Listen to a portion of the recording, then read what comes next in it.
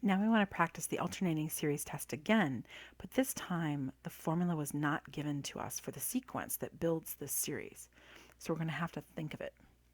So remember, we want a relationship that's going to take us from our k values, our index values, to our values of the series.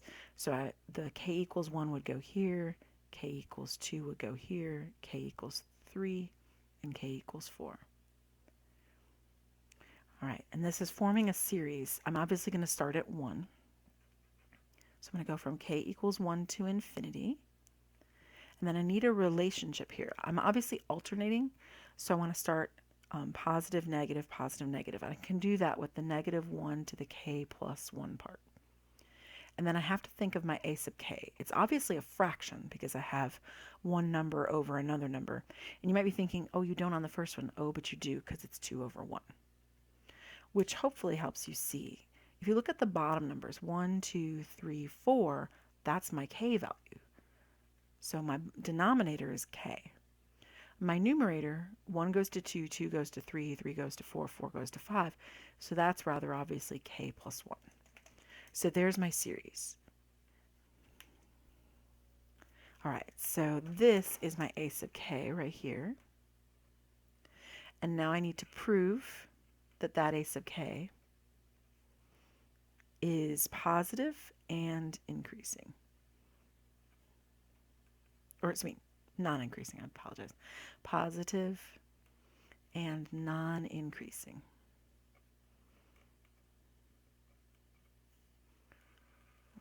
Well, yet again, we will go to Desmos. That is what Desmos is for. All right, so let's grab Desmos. I'll just turn this one off. I don't need to see that one. And I'll do g of x is equal to, and then it's going to be a fraction. It's going to be x plus 1 over x. Have to zoom out a little bit. Oh, and again, I don't want to look at anything in the negative realm. So I'm going to make x be greater than 1. So if I zoom out to 2 for my y value and 20 for my x value, I can see it clearly is decreasing. I'm a bit worried about the second part of the theorem, but I'm not there yet. So I can see it's positive, right, because it's always above the x-axis. It is in fact decreasing. It is going down, so it's non-increasing. So let me draw this graph on the paper and give it its values. So this was 2, this was 20, and it was kind of doing this. Oop, and I don't want to arrow there because I don't want it to go for forever. And then this was 0, and this was 0. Okay, so that is a positive graph, and that is a non-increasing graph. So we have both of those conditions met. Now I want to prove that the limit as k goes to infinity of a sub k is 0. And I think I'm in trouble because when I was looking at that graph, it didn't seem like it was going to 0. Let's see where it was going. So, although we were actually looking at the sequence, not the series. So we'll have to figure that out. Okay, so, but that's what we want to look at here anyway. The limit as k goes to infinity of my sequence value, a sub k, is equal to the limit as k goes to infinity of k plus 1 over k. That's infinity over infinity, right? But technically, it's a rational expression. This is a polynomial and this is a polynomial. They're both linear. So we can, by L'Hopital's rule,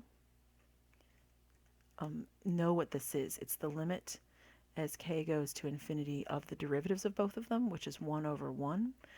Or you can use the table in section 10.2 for rational functions, right, that L'Hopital's rule derives for us, that if the degree of the numerator is equal to the degree of the denominator, then the limit is equal to the ratio of the coefficients, which in this case is 1 divided by 1, which is 1.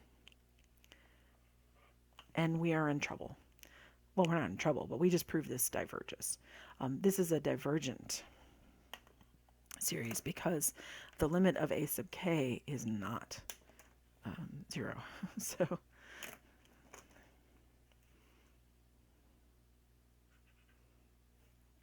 make a note, not 0. All right, so a sub k, just the a sub k part, not the one we're looking at. A sub k diverges by the divergence test. I should have capitalized the D. It's a test. So according to the divergence test, the positive term value, so forget about the -1 part, just looking at the green part here, k plus 1 over k, that diverges, that series diverges by the divergence test. It does not have a limit that is 0.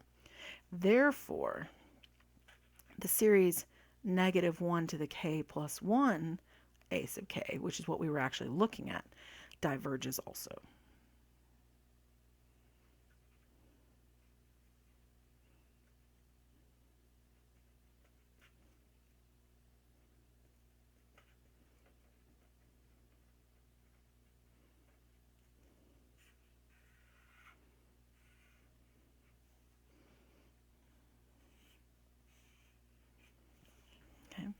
It fails the divergence test. And if it fails the divergence test, you're done, right? So in this case, the positive termed series failed the divergence test, therefore, so does the alternating series.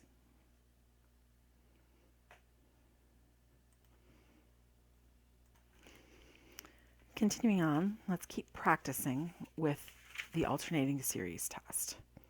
So I have the following series, which is -1 to the n squared divided by n squared plus 5. Okay, so a sub n is obviously right in there. So a sub n is the part without the -1 to the n part. So it's just the n squared. So let me just write it. In this case, it's n, not k, tomato, tomato. Right? Okay, so let's look at part 1. Oh, sorry. Part 1, I need to prove that a sub n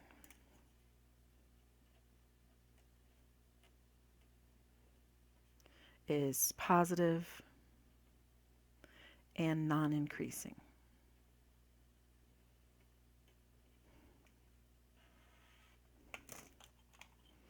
Okay, so I will grab a lovely Desmos graph yet again, and I will graph this function, but only for values that are greater than or equal to 1. So I'll turn this one off, and I'll make h of x equal to, I just like giving function names, just in case I have to use it for anything else, x squared over x squared plus 5. Uh-oh. Even though I'm only wanting to look from x is greater than 1, I can see that I'm in trouble here, because that is increasing. And we're done. Right? This is not going to work. So it's not going to be convergent. That is for sure. As a matter of fact, you can see it's definitely going to be divergent, because the limit of this is going to 1. So it's going to fail the divergence test. So this is an increasing function. Fail, fail, fail. This is not going to work. Well, it is going to work. We're actually proving the opposite. We're proving that this is divergent, not that it's convergent. So condition 1, the graph looks like, well, let me go back to it real quickly. So I went to 20, and I actually had it to about 1.5 over here from 0.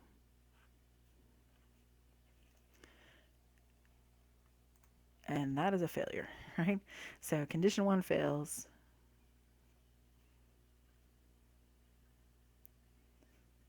It's increasing.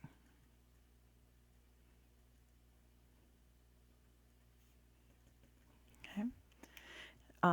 And since it's increasing, we know that this is diverging, right? There's no way I'm going to add this up and make anything good out of this. But nevertheless, I can run the divergence test real quickly. So since this failed, I'm actually going to do something differently. I'm going to check the divergence test. Check divergence test, because the divergence test holds even no matter what. So if the limit is not 0, then you are going to be going to infinity. So the limit as n goes to infinity, well, the term will be going to infinity. The itself may not be, because it's alternating. It might be going to a number, right? But nevertheless, it's not a number that hops, right? So negative, positive, that kind of thing.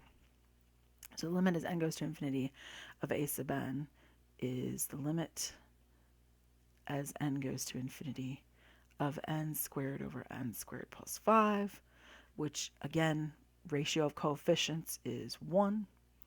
1 is not 0. Therefore, diverges, right? A series of a sub n diverges, right, by the divergence test.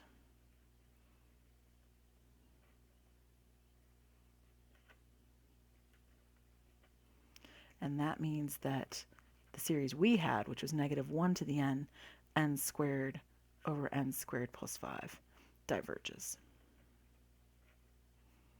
Also by the divergence test.